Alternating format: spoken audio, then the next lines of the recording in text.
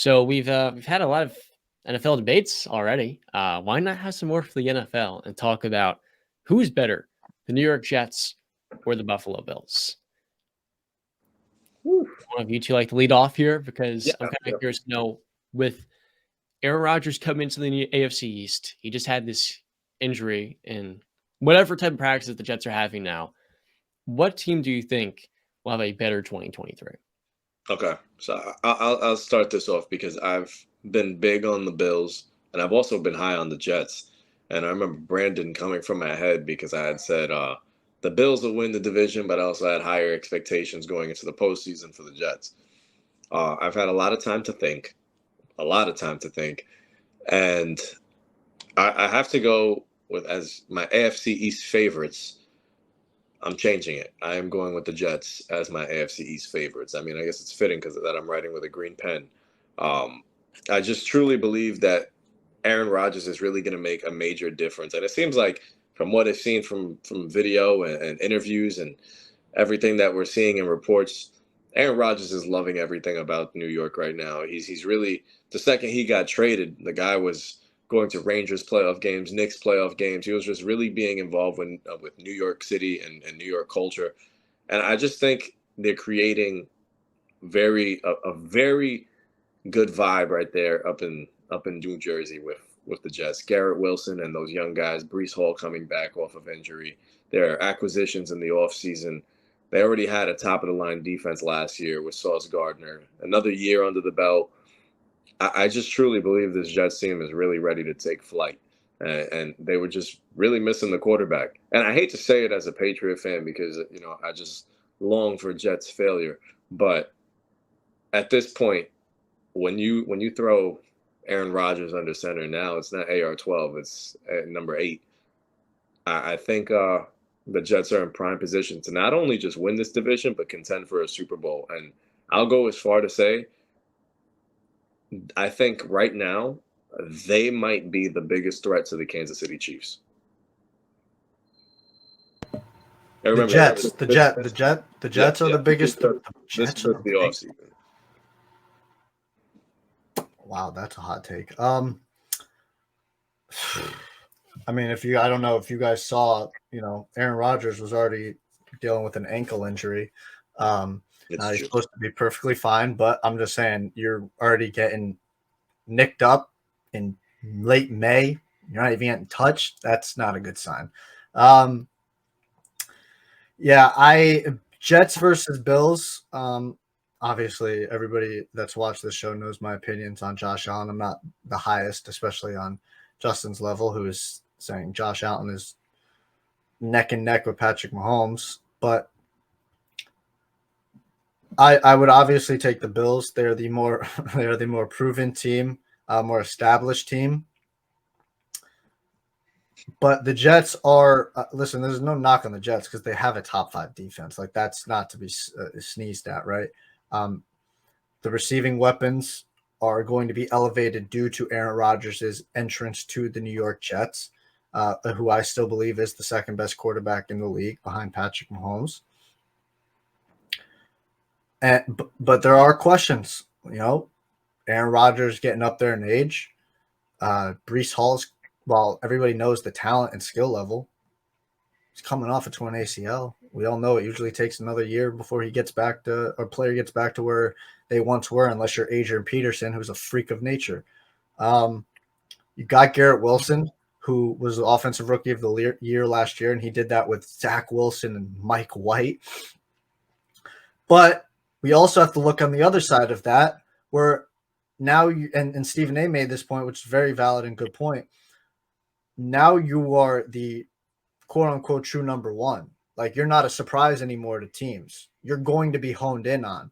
They know what your skill level is because you showed them last year. So now you're going to be honed in on more. So now can you beat those matchups where you are the number one primary focus of the defense? That is yet to be seen, and we're going to see. And that's where really you go from like good to very good to very good to great. Like that's what establishes greatness. And then the offensive line has been, tricky for the New York Jets. Mekhi Becton can't stay healthy. We all know his skill level, but he can't stay healthy. And Also, Robert Saleh, he hasn't proven anything in this league. There's a lot of respect for that guy, but you still haven't proven anything. And we're going to have to see. There's a lot of questions for these Jets. I know Dan Orlovsky was on First Take, I think it was yesterday, and he was saying, show me the weaknesses for these New York Jets. I just think there's a lot of questions. I just think there are a lot of questions for these New York Jets. Do I think that they are going to be a much better team than they were last year? 100%. You just added Aaron Rodgers. But that AFC East is loaded. While I've been super low on my New England Patriots, there's still a Bill Belichick-led team that's going to have a top 5 defense. The Dolphins got off to a hot start. If Tua's healthy, we know how effective that offense can be. They've added pieces to that defense, Jalen Ramsey being the number 1 name. It's going to be tough, and not to just mention inside your division, the entire conference. The AFC is stacked. So Gonna be a bloodbath. Listen, Aaron Rodgers gambled here. I got to be honest. He really did gamble with the New York Jets going to the Jets. And we're going to see if it pays off or not. To build off that point, the Jets have a weakness. Who is the number 2 receiver on this team? McCole Hardman? Alan Lazard, who actually just went down. He just went down too, I think. I think he got injured. And I look at the offensive line. You've got a 70-year-old Dwayne Brown, who was great for years in Seattle. You've got Mekhi Becton, who hasn't been healthy since 2020 as a rookie. That was 3 years ago. And then maybe Max Mitchell, a 4th-round pick. So what's the issue with the Jets? Tackles, Aaron Rodgers' health, and then your running back's health. Their defense is something Aaron Rodgers hasn't had in a decade, but the Jets do have some pretty big concerns offensively, and they're expecting Aaron Rodgers, which is very reasonable, to solve a lot of those. But last year, the Packers' offensive line was banged up. It was shifting parts, and it's going to be a similar story for this Jets team. He's also going to be 40 years old soon. So you look at what they have defensively, and that is supposed to be the grand all be-all. What's the difference for me between the Jets and the Bills is that they actually have a defense that's trending upward. We're talking about the Bills. Von Miller tore his ACL, which is paid over $60 million guaranteed a year ago. Tre'Davious White last year was also coming off a similar injury, and he did not look right the second half of the year. But then you look at Jordan Poyer and Micah Hyde. These are older safeties that have dealt with injury issues. Shout out to DeMar Hamlin. Prayers to him. He was filling in for them at safety. We don't know if he'll play. And then you look at the defensive line. They've been ravaged by injuries the last couple of years. First, the Bengals, they got ran all over in the playoffs because Daquan Jones wasn't in there, right? So the Bills defense, while it's been really good, has fallen apart every single year in December. And their offensive line, though they drafted Osiris Torrance, still has some pretty big concerns. So I'm talking about these two teams. Is this a cop-out to say I think the Dolphins are the best team in this division? Okay, that's ludicrous because you can't speak on all the injuries you just spoke on and pick the Dolphins when you know their number one concern is their quarterback's injury history. Have you seen the pictures of Tua? What is he? Tua's putting on size right now. He's putting on body armor, man. Was it? I'm sorry. Was the major injury anything of his body? It was his head. I mean, From violently being thrown to the ground. Okay, he's still 6 foot tall, and these guys are.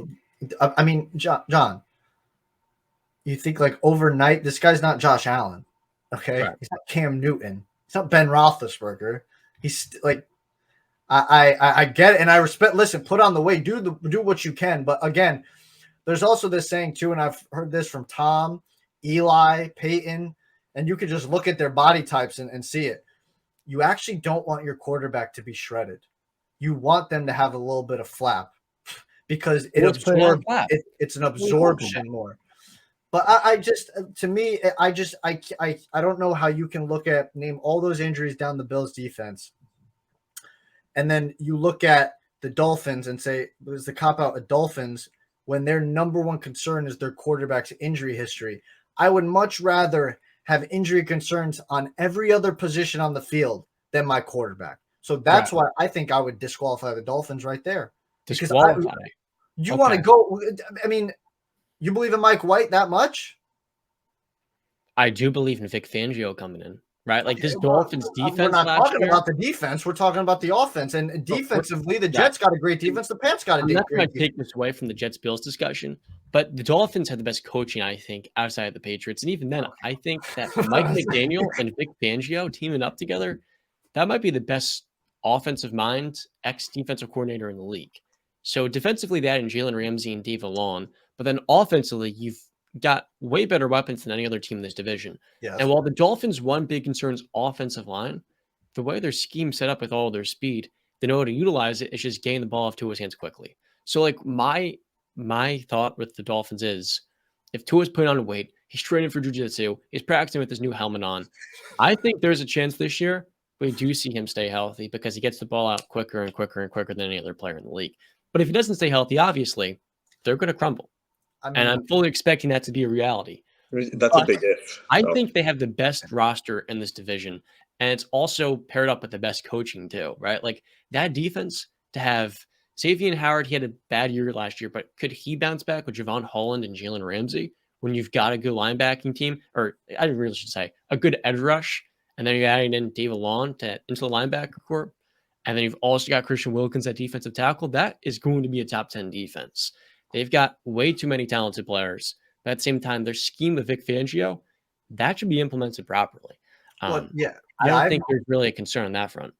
No. Yeah, yeah. There's no concern on that front. My only concern with the Dolphins would be the quarterback, and I think that's a massive concern. And I can't get past that. That's where I cut the right down. I'm just like I can't do it. It's just not.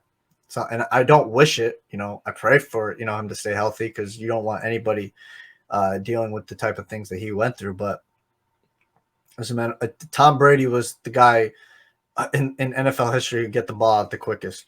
Tom Brady has taken his fair share of big shots over the years because sometimes you can't get the ball out. Sometimes a mistake happens. Sometimes a player misses a block. Sometimes a running back doesn't go out and that's your safety net, or your tight end doesn't do that.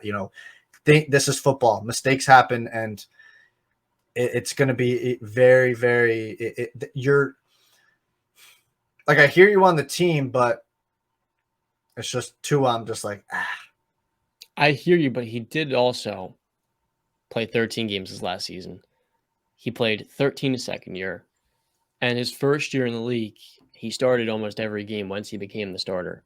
Yeah, but if he gets one more concussion, John, that might be his career. He's openly talked about that. I have discussed it throughout the offseason of retiring. And if that's the case, you get one more concussion. It doesn't matter if you're playing 13 games a season.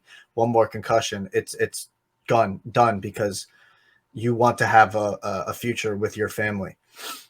I think having Miami in this discussion is way too soon, especially with the concerns around Tua. That's why I didn't even, when we talked about this pre-show about which teams, I said Bills and Jets immediately, because that's who we all expect to really be in the top two. Now, can Miami go on those stretches? Absolutely. They did it last year. They can start off 6-2 for all we know. They have the offensive power, and now with Jalen Ramsey on defense, they can definitely contend with anybody. But I do think the QB questions are just way too much for me to even put them in this conversation when you got Josh Allen, an MVP candidate, and then you got one of the greatest of all time in Aaron Rodgers. So I leave Miami completely off of this. But when I'm talking about the Jets versus the Bills, Aaron Rodgers is at that age where he is also a durability red flag too. And their offensive line is probably on the same level as the Dolphins. It's not good.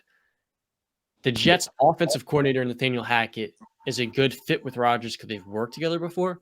But I don't know if it's going to be a whole lot better in terms of him staying off the ground than last year. I think he's going to be in the dirt often. And if he's hurt, then the Jets too, like their backup quarterback is Hill. Yeah, well, I mean, for any team, if their quarterback goes down 100%, I would just say that about the Rodgers and Tua thing. Rodgers' injuries aren't career-threatening. Tua's are. I understand that, but we're talking about this season, which is why I'm not under that impression of what does this mean for Tua long term. I'm just like, in a vacuum, 2023, ranking these three teams, I feel like the Dolphins and the Bills will get off the quicker starts than the Jets. But by the end of the year, if Rodgers isn't healthy and Tua, let's say in theory, is not on the floor, not on the field either, they can still win a lot of games with Mike White in theory because their running back room, while there's no bell cow, has a lot of different players that fit in. Jeff Wilson, Raheem, you got Devon Achane. I think that even with a backup quarterback, if Aaron Rodgers and Tua are not playing Week 18 or Week 16 more specifically, that the Dolphins would be a better team than the Jets. And it's very possible that Aaron does not play a full 16, 17 game season, just like Tua. Does it? And I feel like I already have my answer, but no stock in Zach Wilson learning under Aaron Rodgers. If God forbid Aaron Rodgers had to miss a game, does that not mean anything? Him having wait, Justin, that's a great point because this is the guy who said that Zach Wilson could have a career resurgence because he is sitting under Aaron Rodgers.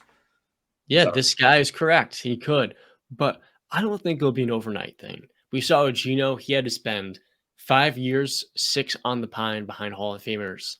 And then with Sam Darnold, it's going to take him 1 or 2 years to rehabilitate if he ever becomes a starter again. With Zach Wilson, I think it'll be a very similar story because this division has live dogs. The Dolphins, the Jets, the Patriots, the Bills. You're going up against those defenses, not the Jets. They're all going to be pretty good. And this AFC more so, I don't think Zach's going to be ready this year with the speed of the game that was just too quick for him last year. So to answer your question, Zach Wilson in 2 years, I've got a little bit of stock in there, but it's a penny stock. And this year, that penny stock won't come to fruition. I have more stock in Zach than you do then, because I honestly do believe that if Aaron Rodgers had to go down, I think a full offseason working with him, playing behind him, I think that'll do him some justice. I think the Jets are in a good spot. When we look at backups in the league, I mean, talent-wise, not too many backups have as much talent as Zach Wilson. Now it's just I'll take Mike White. He's a better backup, Justin. I'm saying talent-wise, what he's capable of. Who is the better backup quarterback, Mike or Zach this year? What do you think? No, it's Mike going into the season because you're really just relying on, like I said, his arm talent to win you some games. But if he narrowed down the decision-making and his accuracy issues, you might have yourself one of the top backups in the league. No. I agree. No. Now, I don't know if it's like a lack of vibes. Is it? I feel like the Bills this year are going to take a step back. They had a good draft. I love the Torrance pick in the second round. I'm a big fan of Dalton Kincaid coming in because he was my top tight end. But I feel like the Bills' defense is going to fall off a cliff. And I look at their offense that is really still reliant on Stephon Diggs. And I don't know if Damian Harris is going to be the solution to their lack of an identity running the football, because Devin Singletary, while a worse back and while less of a bell cow in between tackles, is still not that far from Harris. I look at this Bills team and it kind of gives me a vibe of we were a 12, 13 win team the last 3 years, but we're going to be a 9 or 10 win team this year because our defense has massive health and age questions, but then we're still asking Josh Allen to be Superman. And I don't think long-term that's a recipe for sustaining their place at the top of the AFC.